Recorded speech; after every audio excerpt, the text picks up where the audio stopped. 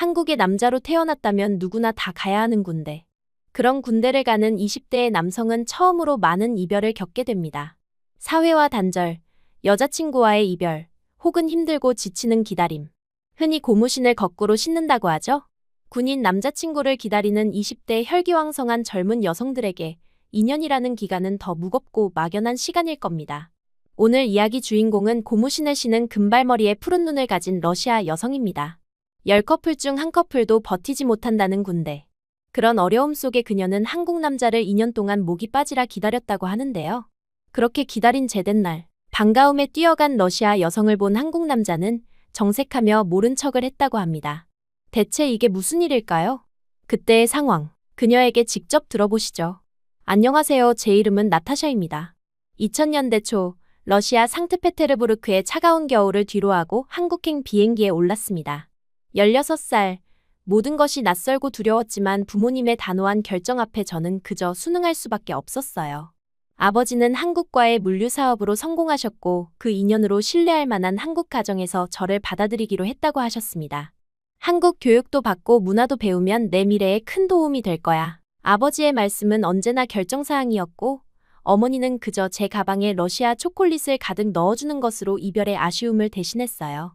인천공항에 도착했을 때 공기부터 달랐습니다. 러시아의 차갑고 건조한 공기와는 달리 한국의 봄 공기는 축축하고 이상하게 달콤했어요. 입국장을 빠져나오자 한 가족이 제 이름이 적힌 팻말을 들고 서 있었습니다. 중년의 부부와 제 또래로 보이는 남자아이였어요. 부부는 친절한 미소로 저를 맞이했고 남자아이는 어색하게 고개를 숙여 인사했습니다. 안녕하세요, 나타샤. 우리 집에 온 것을 환영해요. 한국어를 조금 배웠지만 실전에서는 아무것도 알아들을 수 없었어요. 그저 고개만 끄덕이며 따라갔습니다. 차 안에서 여자분은 계속 러시아에 대해 물으셨지만 저는 대부분 네, 와, 아니요, 로만 대답했어요.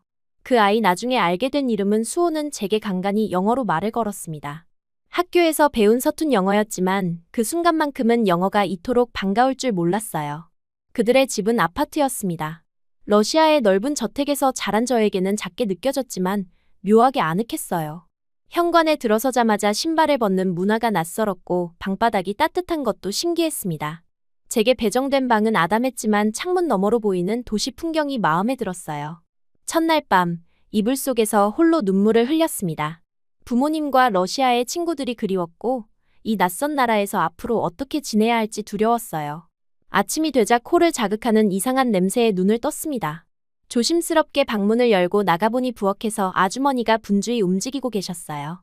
테이블 위에는 처음 보는 음식들이 놓여 있었습니다. 김치, 된장국, 생선구이. 모두 처음 보는 것들이었어요. 나타샤, 일어났구나. 어서 와서 밥 먹자. 아주머니의 따뜻한 미소에 긴장이 조금 풀렸습니다. 식탁에 앉자 아저씨와 수호도 합류했어요.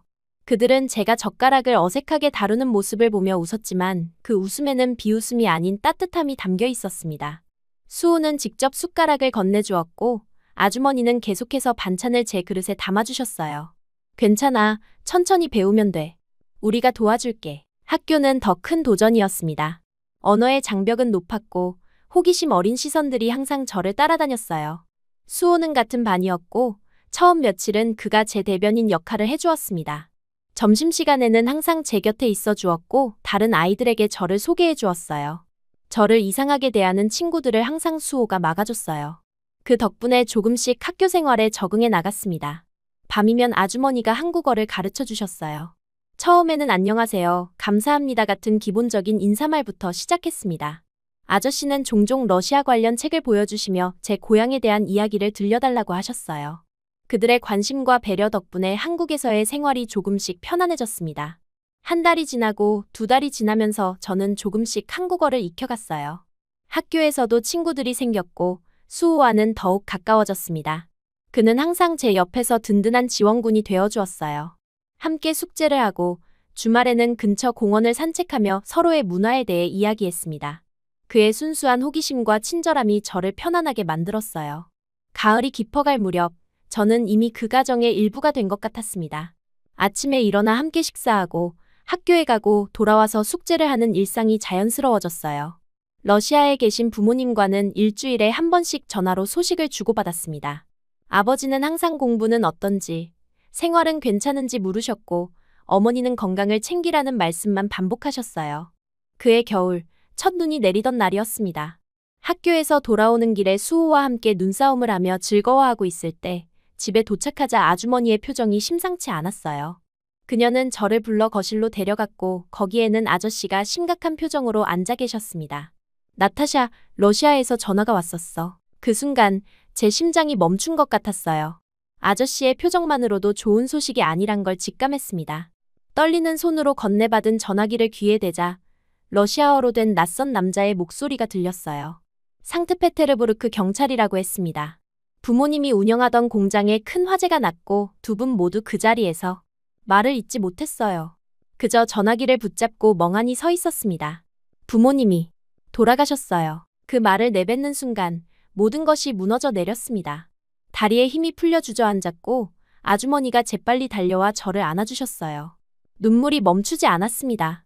갑작스러운 소식에 제 머릿속은 하얗게 변했고 가슴은 찢어질 듯 아팠어요. 이어서 들려온 소식은 더 큰 충격이었습니다. 공장은 보험에 제대로 가입되지 않았고 모든 재산이 화재와 함께 사라졌다고 했어요. 러시아의 친척들은 가부장적인 아버지 때문에 대부분 멀리 떨어져 살았고 저를 돌봐줄 사람이 없었습니다. 이제 고아가 된 저는 어디로 가야 할지, 무엇을 해야 할지 막막했어요. 며칠 동안 저는 방에서 나오지 않았습니다. 식사도 거의 하지 않았고 학교도 가지 않았어요. 그저 창밖을 바라보며 눈물만 흘렸습니다. 수호는 매일 문 앞에서 저를 걱정했고 아주머니는 조용히 방문을 열고 음식을 두고 가셨어요. 일주일이 지난 어느 날 아저씨와 아주머니가 제 방을 노크했습니다. 그들은 조심스럽게 들어와 제 옆에 앉으셨어요. 나타샤, 우리가 얘기 좀 하자. 저는 고개를 들어 그들을 바라봤습니다. 아저씨의 목소리는 단호했지만 따뜻했어요. 우리는 그간 부모님과 연락을 주고받으며 너에 대해 많은 이야기를 나눴단다. 그리고 이미 너는 우리 가족의 일부가 되었어. 이제 내가 어디로 가야 할지 걱정하지 마. 넌 이제 우리 딸이야. 여기 우리와 함께 살면 돼. 아주머니의 눈에는 눈물이 고여 있었고 그녀는 제 손을 꼭 잡아주셨어요. 그 순간 절망 속에서도 작은 희망의 불빛이 제 마음에 켜졌습니다. 이 낯선 나라, 낯선 집에서 저는 새로운 가족을 얻었습니다. 그들의 따뜻한 손길이 제 상처를 조금씩 아물게 해주었어요. 그날 밤 오랜만에 식탁에 앉았습니다. 수호는 어색하게 미소 지으며 제게 김치를 건넸고 아주머니는 평소보다 더 많은 반찬을 준비하셨어요. 아저씨는 조용히 소주 한 잔을 마시며 이제 우리 가족이라고 다시 한번 말씀하셨습니다. 그 따뜻한 밥상 앞에서 저는 다시 살아갈 용기를 얻었어요. 다음 날부터 학교에 다시 나갔습니다. 여전히 슬픔은 가시지 않았지만 이제는 그 슬픔을 안고 앞으로 나아갈 수 있었어요. 수호는 평소보다 더 세심하게 저를 챙겼고 친구들도 제 사정을 알고 더 다정하게 대해주었습니다. 한국에서의 새로운 삶, 그것은 제가 상상했던 것과는 전혀 다른 방향으로 흘러가고 있었어요. 봄이 다시 찾아왔을 때 저는 이미 많은 것이 달라져 있었습니다. 한국어도 꽤 유창해졌고 학교 생활도 즐겁게 해나가고 있었어요. 무엇보다 중요한 것은 이제 이 집이 제 집이라는 느낌이 자연스럽게 들기 시작했다는 것입니다. 아저씨와 아주머니는 법적으로도 제 보호자가 되어주셨고 러시아 대사관의 도움으로 필요한 서류들을 모두 정리했어요. 저녁 식사 후 가족들과 함께 TV를 보거나 주말에 근처 공원을 산책하는 일상이 쌓여갔습니다. 이제는 수호와 농담도 주고받을 수 있었고 아주머니의 요리도 돕게 되었어요. 때로는 러시아 음식을 만들어 그들에게 대접하기도 했습니다. 보르시치를 처음 맛본 수호의 놀란 표정이 아직도 생생해요. 그렇게 시간은 흘러갔고 저는 점점 더 이 가정에 녹아들었습니다. 부모님에 대한 그리움은 여전했지만 새로운 가족의 사랑으로 그 빈자리를 조금씩 채워나갔어요. 특히 수호의 존재는 제게 큰 위안이 되었습니다. 우리는 같은 고등학교를 다니며 서로에게 의지하는 친구이자 가족이 되었어요. 그날의 비극적인 전화가 없었다면 저는 지금 어디에 있을까요? 아마도 러시아로 돌아가 전혀 다른 삶을 살고 있었을 겁니다. 하지만 운명은 저를 이곳, 이 가족과 함께 있게 했어요. 한국의 낯선 집에서 찾은 따뜻함, 그것은 제 인생의 새로운 시작이었습니다. 그렇게 저는 한국인으로 살아갔습니다. 시간이 흘러 고등학교 졸업식 날, 아저씨와 아주머니는 마치 친부모님처럼 자랑스러운 얼굴로 제 졸업장을 바라보셨어요. 3년 전 러시아에서 온 낯선 소녀였던 제가 이제는 한국 대학에 진학하는 성인이 되었습니다. 수호도 같은 날 졸업했고 우리는 함께 기념사진을 찍으며 미래를 이야기했어요. 그는 서울대학교에, 저는 외국인 특별 전형으로 한양대학교에 합격했습니다. 대학 첫날, 캠퍼스는 활기찼어요. 러시아인 특유의 금발과 푸른 눈을 가진 저는 어디를 가든 시선을 끌었습니다. 오리엔테이션에서 여러 학생들이 말을 걸어왔고, 저는 이제 꽤 유창해진 한국어로 대화를 이어나갔어요. 그날 밤, 집에 돌아와 식탁에 앉아 첫날 경험을 나누는데 수호의 시선이 자꾸 저에게 머물렀습니다. 무언가 말하고 싶은 듯했지만 그는 그저 웃고 말았어요. 대학 생활은 고등학교와는 완전히 달랐습니다. 자유로운 시간, 다양한 사람들, 그리고 끝없는 과제들까지. 저는 국제학부에서 비즈니스를 공부하기 시작했고 수호는 공대에서 기계공학을 배웠어요. 캠퍼스는 달랐지만 주말이면 항상 함께 시간을 보냈습니다. 한강에서 자전거를 타거나 북촌의 카페에서 책을 읽거나 때로는 그냥 집에서 영화를 보는 것만으로도 행복했어요. 어느 봄날 벚꽃이 흩날리는 남산 산책로를 걷고 있을 때였습니다. 수호가 갑자기 걸음을 멈추고 저를 바라봤어요. 그의 눈빛이 달랐습니다. 심장이 빠르게 뛰었고 무언가 중요한 말을 할 것 같은 예감이 들었어요. 하지만 그 순간 그의 전화기가 울렸고 마법 같은 순간은 깨져버렸습니다. 그날 이후로도 우리는 평소처럼 지냈지만 무언가가 달라졌다는 것을 둘 다 느꼈어요. 여름방학이 시작되고 아저씨와 아주머니는 제주도 여행을 계획하셨습니다. 가족여행이었고 물론 수호와 저도 함께였어요. 푸른 바다와 오름을 배경으로 우리는 많은 사진을 찍었습니다. 한 번은 숙소 발코니에서 별을 보며 이야기를 나누었는데 수호의 손이 슬며시 제 손을 잡았어요. 놀라서 그를 바라봤지만 그는 마치 아무 일도 없었다는 듯 별자리를 설명했습니다. 2학년이 되고 우리의 감정은 더욱 깊어졌어요. 하지만 누구도 먼저 그 감정을 인정하지 않았습니다. 우리는 같은 집에 살고 있었고 부모님은 우리를 가족으로 여기셨어요. 그런 관계를 어떻게 변화시킬 수 있을까요? 불가능해 보였습니다. 그래서 우리는 서로의 마음을 알면서도 그저 친구이자 가족으로 지냈어요. 대학교에서는 자연스럽게 소개팅 제안이 들어왔습니다. 한국 남학생들은 이국적인 제 외모에 관심을 보였고 친구들은 끊임없이 만남을 주선했어요.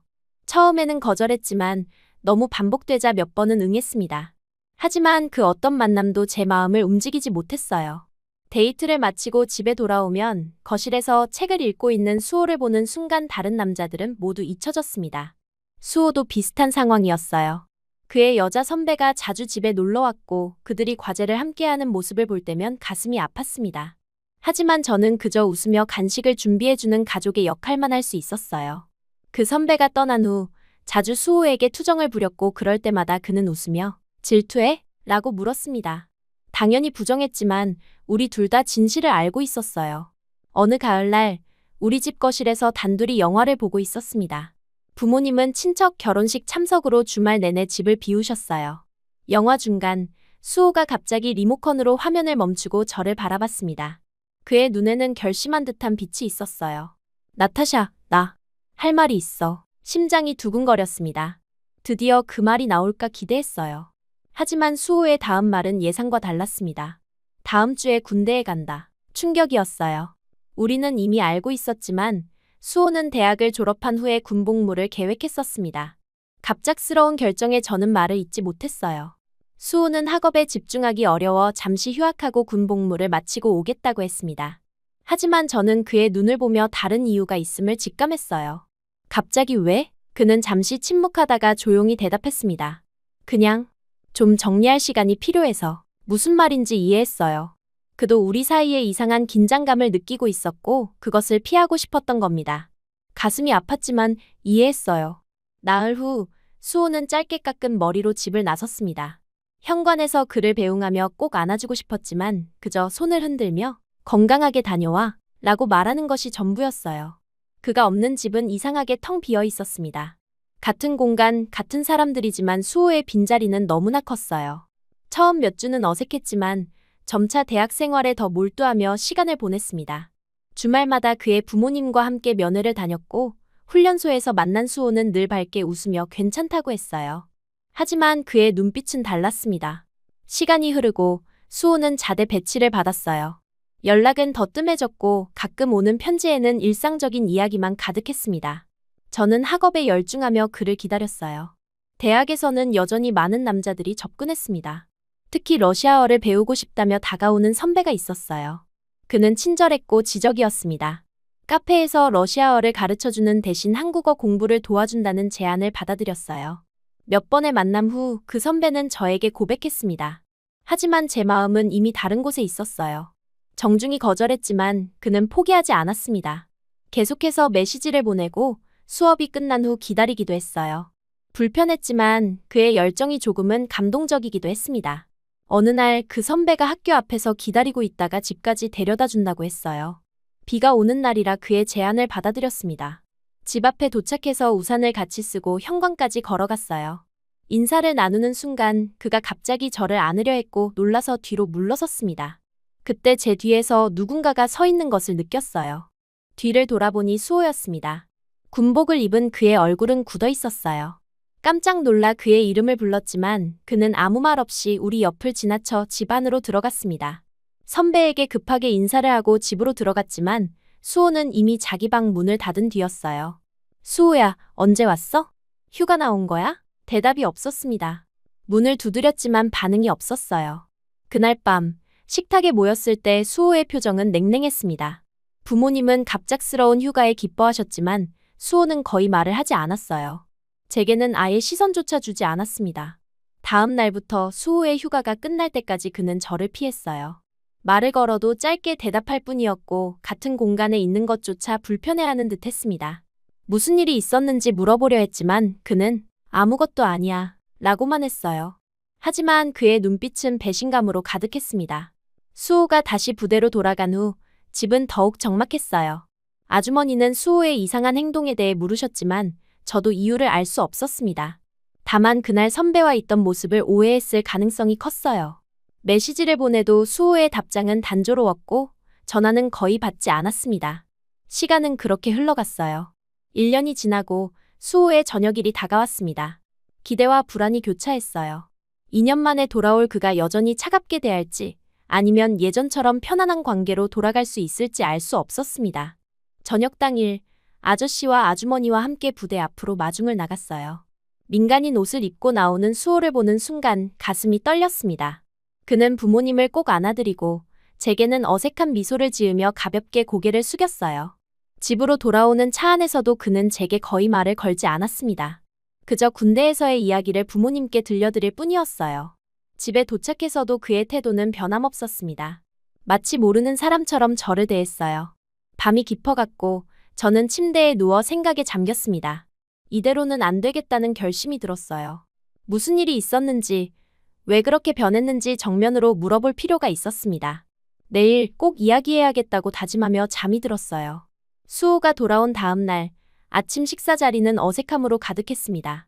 아저씨와 아주머니는 평소처럼 밝게 대화를 이어가셨지만 수호와 저 사이에는 보이지 않는 벽이 있었어요. 그는 자신의 그릇만 바라보며 밥을 먹었고 제가 말을 걸어도 짧게 대답할 뿐이었습니다. 이대로는 안 되겠다는 생각이 들었어요. 아저씨가 출근하고 아주머니가 장을 보러 나가신 후 저는 용기를 내어 수호의 방 앞에 섰습니다. 노크를 했지만 대답이 없었어요. 다시 한번 두드리자 마지못해 문이 열렸고 그는 여전히 차가운 표정으로 저를 바라봤습니다. 우리 좀 얘기해야 할 것 같아. 제 말에 그는 한숨을 쉬며 고개를 저었어요. 할 얘기 없어. 문을 닫으려는 그의 손을 제가 막았습니다. 하지만 그 순간 그의 휴대폰이 울렸고 급하게 전화를 받더니 나가야 한다며 서둘러 집을 나섰어요. 결국 그날도 이야기를 나눌 기회는 오지 않았습니다. 다음 날도 그 다음 날도 비슷했어요. 수호는 집에 거의 머물지 않았고 있더라도 저를 피했습니다. 가끔 그의 방에서 기타 소리가 들려왔는데 군대 가기 전에 즐겨 치던 노래가 아닌 낯선 멜로디였어요. 슬프고 애절한 그 음악이 제 마음을 더 아프게 했습니다. 일주일이 지났고 수호는 대학 복학 준비로 바쁘다며 여전히 제게 마음을 열지 않았어요. 어느 날 저녁 아저씨와 아주머니가 친척 집에 가셨고 집에는 저와 수호만 남았습니다. 저는 거실에서 책을 읽고 있었고 그는 방에 틀어박혀 있었어요. 갑자기 현관문 벨이 울렸고 배달 음식이 도착했습니다. 수호가 주문한 치킨이었어요. 그가 방에서 나와 배달원에게 돈을 건네는 모습을 보며 기회라고 생각했습니다. 거실 테이블에 접시와 물을 준비하고 조용히 기다렸어요. 수호는 치킨 상자를 들고 방으로 돌아가려다 저를 발견하고 잠시 망설였습니다. 저는 아무 말 없이 그저 미소 지었어요. 그는 한숨을 쉬더니 마지못해 거실 테이블에 앉았습니다. 침묵 속에서 우리는 치킨을 먹기 시작했어요. 옛날에는 웃으며 어떤 부위가 맛있는지 토론하곤 했는데 지금은 그저 각자의 접시만 바라보고 있었습니다. 답답한 마음에 물을 한 잔 마시고 용기를 냈어요. 수호야, 정말 무슨 일 있었던 거야? 왜 갑자기 이렇게 변한 거야? 그는 한동안 대답하지 않았습니다. 그저 손에 든 치킨 조각만 바라보고 있었어요. 저는 기다렸습니다. 마침내 그가 입을 열었어요. 그냥 모든 게 달라졌어. 내가 달라졌고 너도. 그의 모호한 대답에 답답함이 밀려왔습니다. 뭐가 어떻게 달라졌는데? 내가 뭘 잘못했어? 그는 고개를 들어 저를 바라봤고 그의 눈에는 복잡한 감정이 어려 있었어요. 하지만 여전히 마음을 열지 않았습니다. 그는 일어서서 방으로 돌아가려 했어요. 저는 그의 팔을 잡았고 그 순간 처음으로 그의 감정이 폭발했습니다. 나 그냥 내버려둬. 넌 이제 내 삶이 있잖아. 내가 끼어들 필요 없어. 그 말을 남기고 그는 방으로 들어가 문을 닫았어요. 저는 혼자 거실에 남아 눈물을 참으며 그의 말을 곱씹었습니다. 내 삶이라는 게 무슨 뜻인지 이해할 수 없었어요. 그날 밤 저는 거의 잠을 이루지 못했습니다. 며칠 후 수호의 친구들이 저녁 축하 모임을 한다며 그를 데리고 나갔어요. 저는 집에 혼자 남아 생각에 잠겼습니다. 시계는 밤 11시를 가리키고 있었고 아직 아무도 돌아오지 않았어요. 현관문 소리가 들렸고 비틀거리는 발걸음 소리가 이어졌습니다. 조심스레 나가보니 수호가 술에 취해 신발도 제대로 벗지 못하고 현관에 서 있었어요. 수호야, 괜찮아? 어디 아파? 그가 고개를 들어 저를 바라봤습니다. 평소에 차가운 눈빛은 없었고 그저 슬픔과 그리움으로 가득 찬 눈동자만 있었어요. 저는 그를 부축해 거실 소파로 데려갔습니다. 물을 가져다주며 그의 상태를 살폈어요. 그는 물을 받아들고 한 번에 다 마셨습니다. 나타샤. 오랜만에 그가 제 이름을 불렀어요. 그 목소리에 담긴 감정이 가슴을 저몄습니다. 그는 취했지만 오히려 그래서인지 솔직해 보였어요. 저는 그의 옆에 앉아 기다렸습니다. 사실은 내가 정말 보고 싶었어. 그의 말에 심장이 빠르게 뛰기 시작했어요. 수호는 잠시 눈을 감고 깊은 숨을 내쉬더니 계속 말을 이었습니다. 군대에 있을 때 매일 밤 내 생각했어. 기다리면서 견딜 수 있었던 건 내가 여기 있을 거란 생각 때문이었어. 놀라움의 말을 잊지 못했어요. 그는 계속해서 마음을 털어놓았습니다. 작년 여름 휴가가 갑자기 났어. 아무에게도 말하지 않고 집에 왔지. 너를 깜짝 놀라게 해주고 싶었거든. 근데 그의 목소리가 떨렸어요. 저는 그의 손을 잡았고 그는 거부하지 않았습니다. 집 앞에 도착했는데 내가 다른 남자랑 있더라. 우산 하나로 같이 걸어오고 있었어. 너무 가까워 보였어. 그리고 그 남자가 널 안으려는 것 같았어. 그 순간 모든 게 이해되었습니다. 그날의 선배와 있었던 일. 수호가 우연히 그 장면을 본 것이었어요.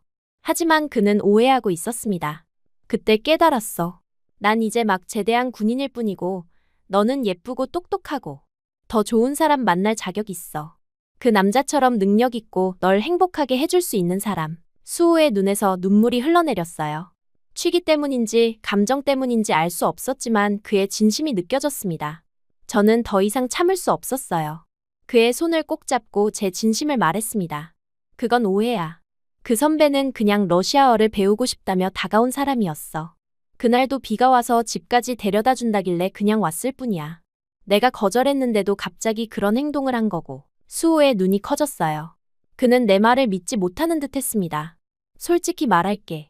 고등학생 때부터 나는 널 좋아했어. 가족이라는 이름으로 지내면서도 내 마음은 달랐어. 러시아로 돌아가고 싶지 않았던 이유도, 여기서 계속 공부하고 싶었던 이유도 다 너 때문이었어. 그 말을 하는 순간 오랫동안 쌓아두었던 감정의 둑이 무너지는 느낌이었습니다. 눈물이 흘러내렸고 더 이상 감정을 숨길 수 없었어요. 수호는 믿을 수 없다는 듯 저를 바라봤습니다. 정말이야. 이 2년 동안 많은 남자들이 다가왔지만 내 마음은 단 한 번도 흔들린 적 없어. 늘 내가 군대에서 잘 지내는지, 언제 돌아올지 그것만 생각했어. 수호의 눈에서도 눈물이 흘러내렸어요. 그는 천천히 손을 뻗어 제 뺨에 흐르는 눈물을 닦아주었습니다. 그의 손길이 너무 따뜻했어요. 나도 너를 좋아해. 처음부터 그랬어. 내가 러시아에서 왔을 때부터. 그 말을 듣는 순간 세상의 모든 소리가 멈춘 것 같았습니다. 오랫동안 기다려온 말이었어요. 수호는 조심스럽게 저를 끌어안았고 저는 그의 품에 안겼습니다. 그의 심장 소리가 제 귓가에 울렸어요. 빠르게 강하게 뛰고 있었습니다. 근데 우리 어떡하지? 부모님은 우리를 가족으로 생각하시는데 그의 말에 저도 현실을 생각하게 되었어요. 우리의 감정은 서로에게 확인했지만 상황은 여전히 복잡했습니다. 아저씨와 아주머니는 우리를 남매처럼 여기셨고 그것을 갑자기 바꾸는 것은 쉽지 않을 거예요. 일단은 우리 둘만 알고 있자. 천천히 생각해보고 적절한 때가 오면 말씀드리자. 수호는 고개를 끄덕였습니다. 그리고 조용히 속삭였어요. 미안해, 오해해서. 내가 너무 멍청했어. 저는 그의 손을 꼭 잡으며 미소 지었습니다. 괜찮아. 이제 다 알게 됐으니까. 그날 밤 우리는 거실 소파에 나란히 앉아 오랜 시간 이야기를 나눴어요. 군대에서의 그의 생활, 대학에서의 제 경험, 그리고 그 사이에 있었던 서로에 대한 그리움까지. 모든 오해가 풀리고 진심이 통하는 순간이었습니다. 아저씨와 아주머니가 돌아오기 전 우리는 각자의 방으로 돌아갔어요. 하지만 이제 우리 사이에는 더 이상 보이지 않는 벽이 없었습니다. 오히려 새로운 비밀을 공유하는 설렘이 있었어요. 침대에 누워 천장을 바라보며 생각했습니다. 이제 우리의 관계는 어떻게 될까? 가족들에게는 언제, 어떻게 말해야 할까? 많은 고민이 있었지만 한 가지 확실한 것은 우리의 마음이 서로에게 닿았다는 사실이었어요. 다음 날 아침, 식탁에서 마주친 수호의 눈빛은 완전히 달랐습니다. 더 이상 차갑거나 무관심하지 않았어요. 그의 눈에는 따뜻함과 부드러움이 가득했고 아저씨와 아주머니가 보지 않을 때 살짝 제게 윙크를 했습니다. 그 작은 제스처에 가슴이 두근거렸어요. 그렇게 우리는 비밀 연인이 되었습니다. 집 밖에서는 평범한 친구처럼 때로는 가족처럼 행동했지만 둘만 있을 때는 서로의 감정을 숨기지 않았어요. 수호는 다시 대학에 복학했고 저는 3학년 과정을 이어갔습니다. 캠퍼스가 달라 학교에서 만나기는 어려웠지만 종종 도서관에서 우연히 마주치기도 했어요. 그런 날이면 함께 카페에 가서 공부하며 시간을 보냈습니다. 가끔은 죄책감도 들었어요. 우리에게 모든 것을 주신 아저씨와 아주머니께 비밀을 감추는 것이 옳은 일인지 고민되었습니다. 하지만 아직은 우리의 관계를 말할 용기가 없었어요. 언젠가는 진실을 말씀드려야 한다는 것을 알면서도 지금 이 행복을 잃을까 두려웠습니다. 우리의 비밀 연애는 한 달, 2달 이어졌습니다. 수호와 저는 집 밖에서는 연인으로, 집 안에서는 가족인 척 연기하며 이중생활을 했어요. 때로는 이 상황이 웃기기도 했고, 때로는 답답하기도 했습니다. 특히 가족 모임에서 서로 옆에 앉아 있으면서도 손 한 번 잡을 수 없는 상황이 가장 힘들었어요. 하지만 그런 순간에도 서로 눈빛만 마주치면 비밀스러운 행복감이 몰려왔습니다. 어느 주말, 수호는 저를 데이트 명목으로 남산타워에 데려갔어요. 그날은 날씨가 맑았고 서울 전경이 발 아래 펼쳐졌습니다. 연인들의 사랑을 맹세하는 자물쇠가 가득한 곳에서 수호는 조그만 상자를 꺼냈어요. 그 안에는 작은 열쇠 모양의 펜던트가 있었습니다. 이건 우리의 약속이야. 언젠가 모든 사람들에게 우리의 사랑을 당당히 말할 수 있을 때까지. 그의 선물에 가슴이 뭉클해졌어요. 목에 걸린 그 펜던트는 우리만의 비밀을 담은 소중한 물건이 되었습니다. 그날 이후 펜던트를 만질 때마다 수호를 향한 마음이 더욱 확고해졌어요. 한 달 후 아저씨의 생신이었습니다. 온 가족이 모여 저녁 식사를 하기로 했어요. 아주머니는 특별히 갈비찜을 준비하셨고 저는 러시아식 샐러드를 만들어 식탁에 올렸습니다. 수호는 아버지를 위해 와인을 선물했어요. 모두 웃고 떠드는 화기애애한 자리였습니다. 식사가 끝나고 케이크를 자르는 순간 갑자기 아저씨가 목을 가다듬으셨어요. 그의 표정이 진지해졌고 방 안의 분위기가 순식간에 바뀌었습니다. 오늘 생일을 맞이해서 얘기할 게 있구나. 우리는 모두 그의 말에 귀를 기울였어요. 아저씨는 잠시 저와 수호를 번갈아 바라보더니 이어서 말씀하셨습니다. 너희 둘, 언제 말할 생각이었니? 그 말에 저와 수호는 얼어붙었어요. 무슨 뜻인지 곧바로 알았지만 어떻게 대답해야 할지 몰랐습니다. 아주머니는 미소를 지으며 아저씨의 손을 잡으셨어요. 우리가 눈이 없는 줄 알았니? 너희가 서로를 바라보는 눈빛이 달라진 걸 모를 리가 없지. 부모님이 우리의 비밀을 알고 계셨다는 사실에 당황스러웠습니다. 수호의 얼굴은 새빨갛게 변했고 저는 고개를 숙인 채 손가락만 만지작거렸어요. 침묵이 흐르는 가운데 아저씨가 다시 입을 여셨습니다. 사실 우리는 오래전부터 알고 있었단다. 너희가 고등학생 때부터 서로에게 특별한 감정이 있다는 것을. 아주머니도 고개를 끄덕이셨어요. 수호가 군대 가기 전부터 눈치챘지. 그리고 나타샤가 다른 남자들의 소개팅을 모두 거절할 때도 그 이유를 알았어. 이 말을 듣고 수호가 놀란 눈으로 저를 바라봤습니다. 저는 부끄러움에 어쩔 줄 몰랐어요. 아저씨는 와인 잔을 들고 미소 지으셨습니다. 우리는 사실 기다리고 있었어. 언제 너희가 용기를 내서 말할까 하고. 그리고 가장 놀라운 말이 이어졌어요. 우리는 너희를 축복한다. 믿을 수 없는 말이었습니다. 우리가 가장 두려워했던 부모님의 반응이 오히려 축복이라니. 수호와 저는 서로를 바라봤고 그의 눈에도 놀라움과 기쁨이 가득했어요. 아주머니는 일어나 우리 둘을 안아주셨습니다. 이제는 진짜 가족이 되는 거구나. 그날 밤 우리는 가족으로서의 마지막 식사를 함께 했고 이제는 서로의 마음을 숨기지 않아도 된다는 안도감으로 가득 찼어요. 아저씨는 러시아 보드카를 꺼내 특별히 축하 건배를 제안하셨습니다. 그 순간이 제 인생에서 가장 행복한 순간 중 하나로 기억됩니다. 그 후 우리의 관계는 공식화되었어요. 친척들에게도 소식이 전해졌고 대부분은 축하해 주셨습니다. 물론 일부는 의아해하기도 했지만 우리가 혈연 관계가 아니라는 점과 서로를 진심으로 사랑한다는 사실을 이해하게 되었어요. 수호의 친구들은 오히려 드라마 같다며 부러워했습니다. 수호는 대학에 복학하여 졸업을 향해 열심히 공부했고 저는 러시아어 통역사로 아르바이트를 시작했어요. 작은 무역회사에서 일하면서 경험을 쌓았고 그 덕분에 용돈도 벌 수 있었습니다. 때로는 함께 도서관에서 밤늦게까지 공부하기도 했어요. 그런 날이면 집에 돌아와 아저씨와 아주머니가 따뜻한 차를 준비해 주셨습니다. 약혼 반지를 받은 것은 수호의 졸업식 날이었어요. 학사모를 쓴 그가 갑자기 무릎을 꿇고 작은 상자를 꺼냈을 때 주변의 모든 사람들이 우리를 바라봤습니다. 부끄러움에 얼굴이 붉어졌지만 그의 진심 어린 청혼에 네 라고 대답하는 데는 망설임이 없었어요. 그 순간 주변에서 박수 소리가 터져 나왔고 아저씨와 아주머니는 눈물을 글썽이며 우리를 안아주셨습니다. 결혼 준비는 생각보다 순조롭게 진행되었어요. 러시아 친척들에게도 소식을 전했고 몇몇은 결혼식에 참석하기 위해 한국을 방문하기로 했습니다. 수호의 친척들도 대부분 우리의 결혼을 축하해 주셨어요. 아주머니는 제게 한복을 입혀보고 싶다고 하셨고 저는 기쁘게 동의했습니다. 러시아식 웨딩드레스와 한복 두 가지 모두 입기로 한 것이 특별했어요.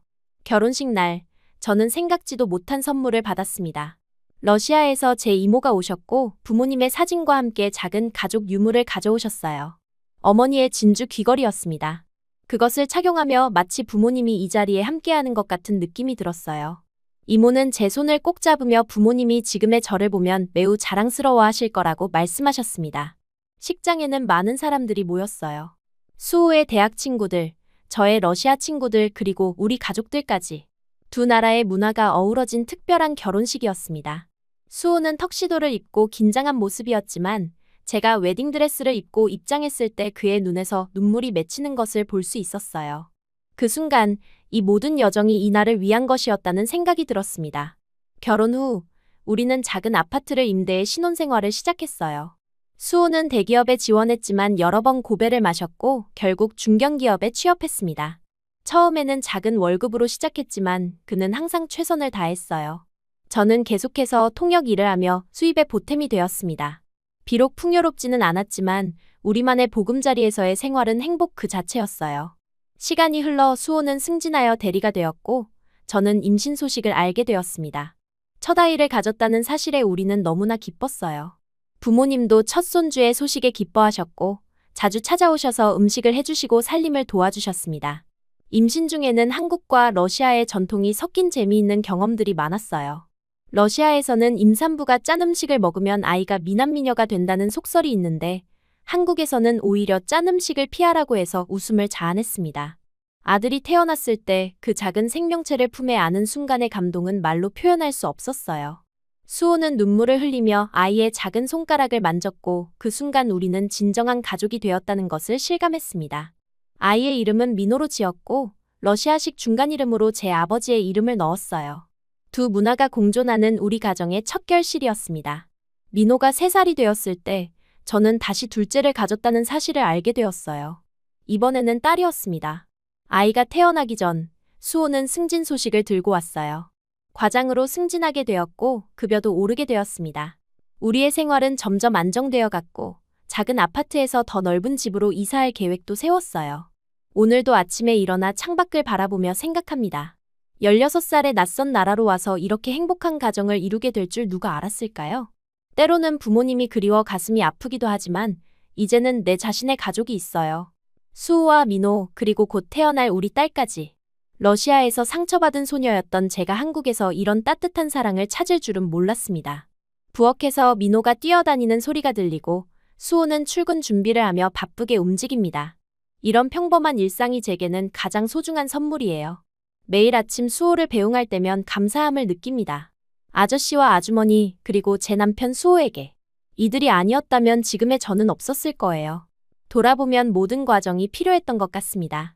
러시아에서의 아픔, 한국에서의 적응, 수호와의 오해와 화해, 그리고 지금의 행복까지. 모든 순간이 제가 지금 여기에 있게 해준 소중한 경험이었어요. 앞으로도 많은 일들이 있겠지만 이 가족과 함께라면 어떤 어려움도 이겨낼 수 있을 거라 믿습니다. 수호가 넥타이를 매며 거울 앞에 서 있는 모습을 보며 미소 짓습니다. 그는 여전히 제가 처음 만났을 때의 그 소년 같아요. 다정하고 따뜻하고 책임감 있는 남자. 제 인생의 가장 큰 축복입니다. 민호가 아빠 안녕 이라고 외치며 그에게 달려가고 수호는 아들을 높이 들어 올리며 웃음 짓습니다. 이 작은 행복들이 모여 제 인생을 완성해주고 있어요. 오늘도 감사함을 가득 안고 하루를 시작합니다. 한국이라는 낯선 나라가 제게 준 선물, 이 소중한 가족과 함께.